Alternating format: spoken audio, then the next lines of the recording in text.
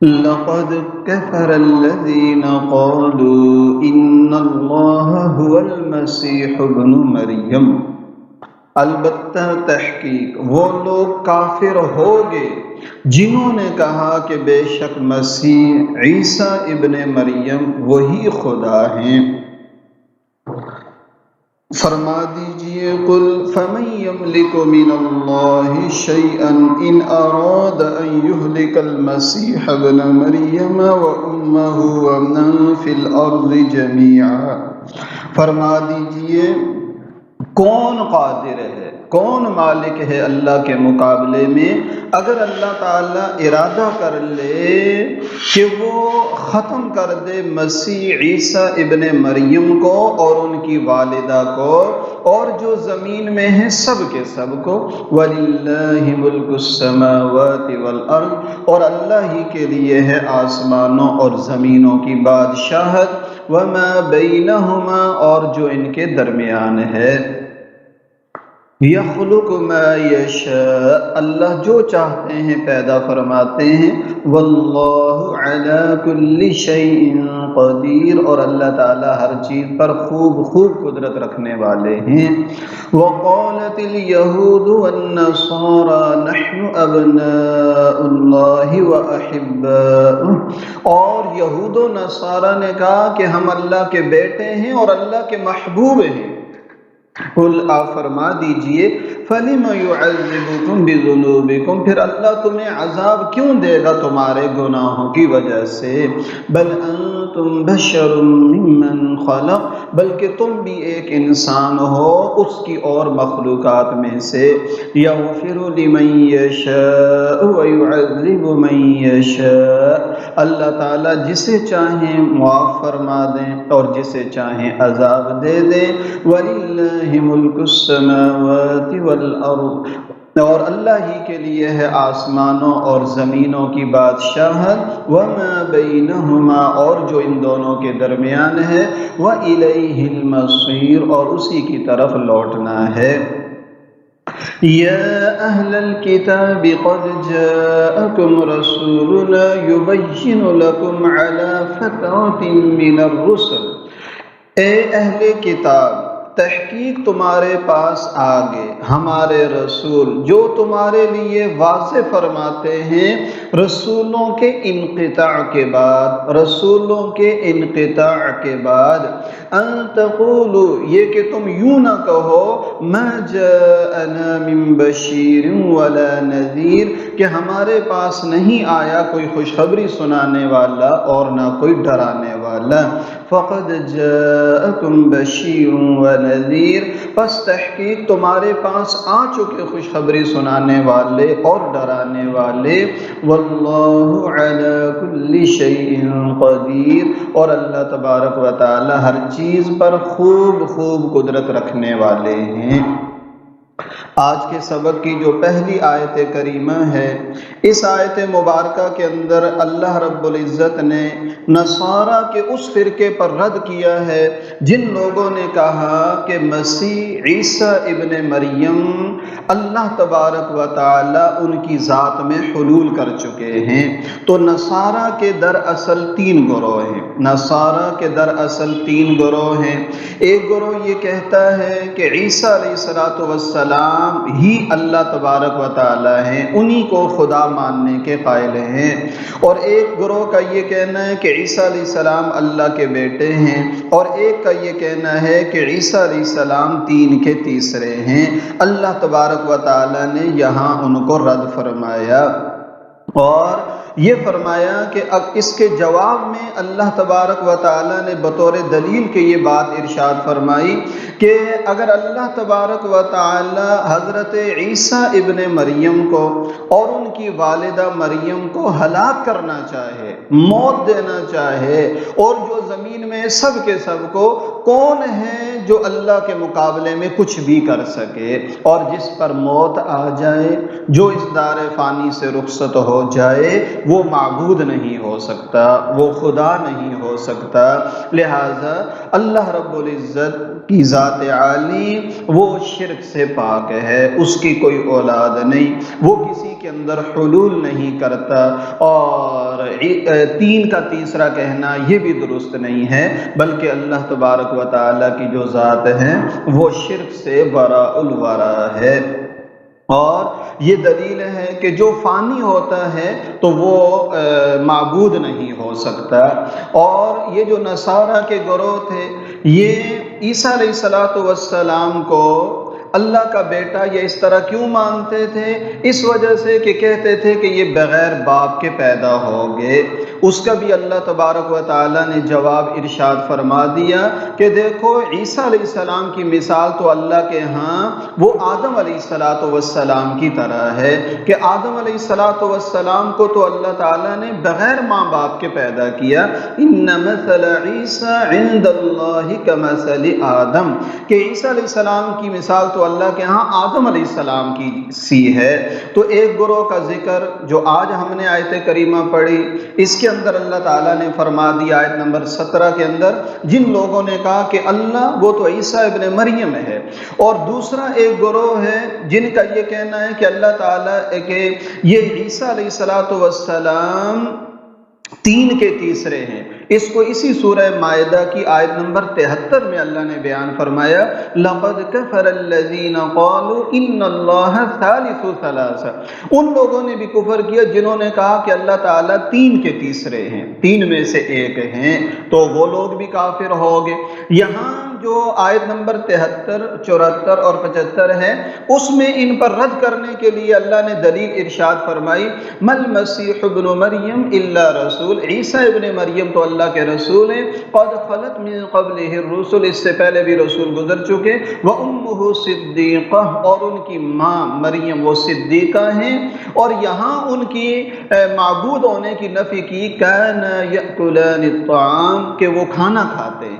یہاں جو آج ہم نے آیت پڑھی وہاں اس طور پر رد کیا کہ اگر اللہ حضرت عیسیٰ کو اور ان کی والدہ کو دنیا سے فنا کرنا چاہے، اپنے پاس بلانا چاہے، تو کون روک سکتا ہے؟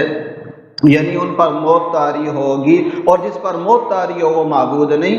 اور اس آیت میں اللہ فرماتے ہیں آیت نمبر 75 میں کہ یہ دونوں تو کھانا کھاتے ہیں، اور جو کھانا کھائے تو وہ معبود نہیں ہو سکتا، کیونکہ کھانا کھانا، اس کو بھوک لگنا، پھر کاشتکاری کرنا، پھر اس کا کاٹنا اور پکانا، یہ سب محتاج ہونے کی علامت ہے۔ تو جا بجا اللہ تبارک و تعالیٰ نے ان کے اس شرکی عقیدے پر رد کیا ہے، اور اللہ ہی کے لیے آسمانوں اور زمینوں کی بادشاہت ہے اور جو ان کے درمیان ہے۔ باقی تم ہی کہتے ہو عیسیٰ علیہ السلام بغیر والد کے کیسے بن گئے؟ فرمایا یخلق ما یشاء، اللہ تبارک و تعالی جو چاہتے ہیں پیدا کرتے ہیں، اور ہمارا تو ایمان ہے واللہ علی کل شیء قدیر، اللہ تبارک و تعالی تو ہر چیز پر خوب قدرت رکھنے والے ہیں۔ یہود و نصارہ کا یہ خیال تھا کہ ہم اللہ کے بیٹے ہیں اور اللہ کے محبوب ہیں۔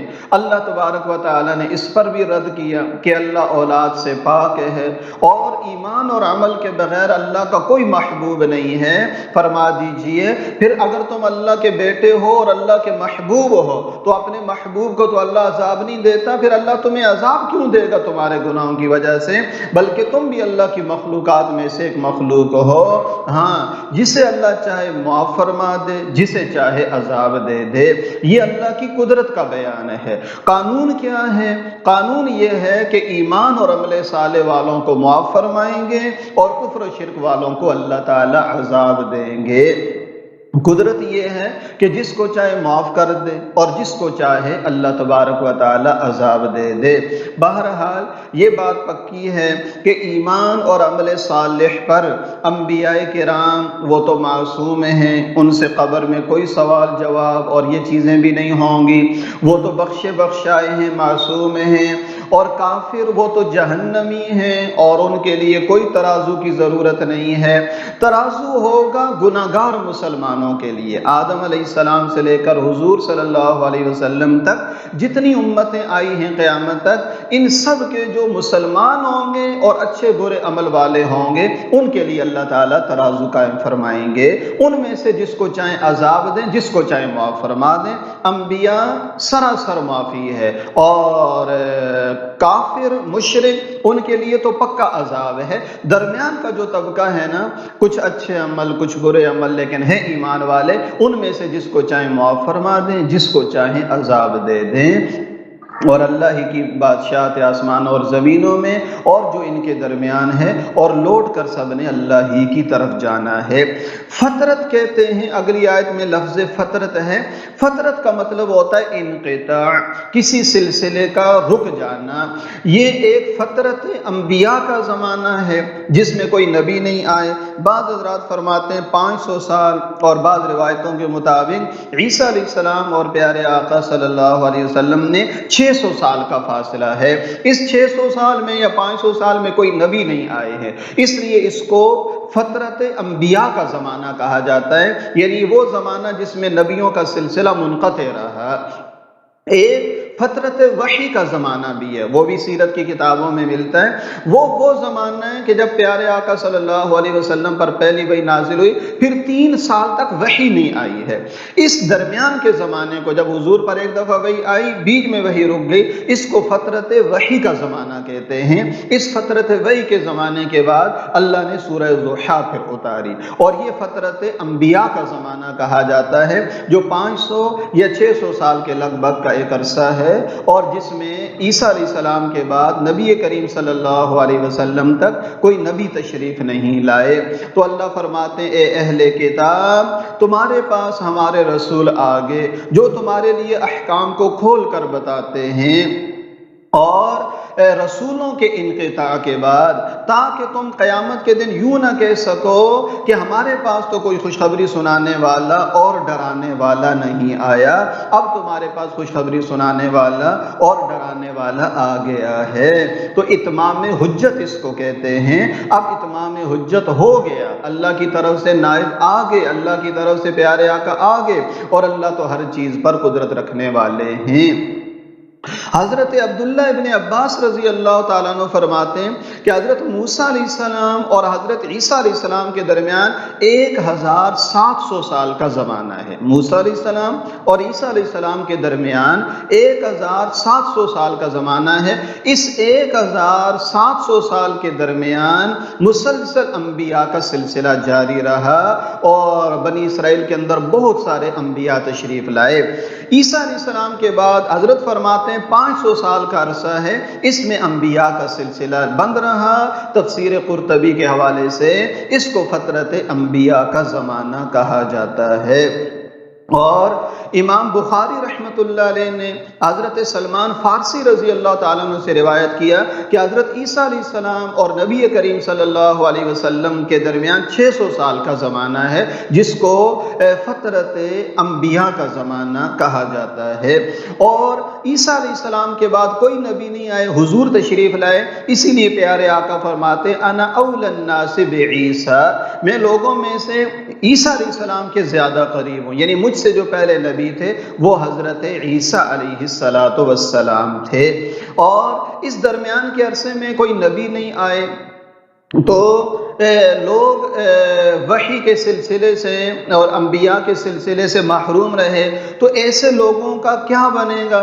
تو جواب یہ کہ اس وقت عیسائیت دین برحق تھا۔ یہی وجہ ہے کہ بہت سارے لوگ حضرت عیسیٰ علیہ السلام کے مذہب پر چلتے تھے، اور وہ کفر و شرک کے مخالف بھی تھے، اور وہ شرک کی مذمت بھی کرتے تھے۔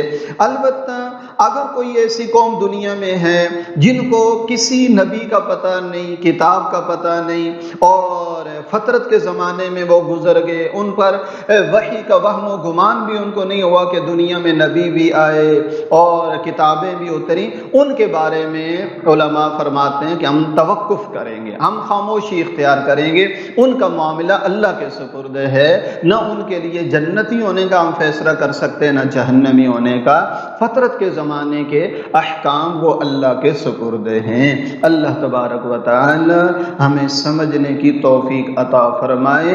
ایک بات، یہ جو پیارے آقا کی دو صفات ہیں، بشیر اور نذیر، خوشخبریاں سنانا اور ڈرانا، ماننے والوں کے لیے خوشخبریاں ہیں، نہ ماننے والوں کے لیے ڈرانا ہے۔ اس کو ترغیب اور ترہیب بھی کہتے ہیں۔ یہ قرآن کا انداز ہے کہ قرآن ڈراتا بھی ہے، خوشخبریاں بھی سناتا ہے۔ یہی پیارے آقا کی دو مبارک صفات بھی ہیں۔ پیارے آقا بشیر بھی ہیں، خوشخبریاں بھی سناتے ہیں، اور نذیر بھی ہیں، ڈراتے بھی ہیں۔ یہی ایک بڑے اور رہنما اور ایک ذمہ دار اور گھر کے بڑے یا کسی بھی جگہ کے بڑے کی دونوں صفات ہیں کہ وہ ماننے والوں کو خوشخبریاں بھی سنائے، حوصلہ افزائی بھی ہو، اور نہ ماننے والوں کو ڈرانا اور ان پر قانون کو لاگو کرنا، گویا کہ یہ انبیاء کی صفات میں سے ہے۔ اللہ تعالی ہمیں سمجھنے کی توفیق عطا فرمائے۔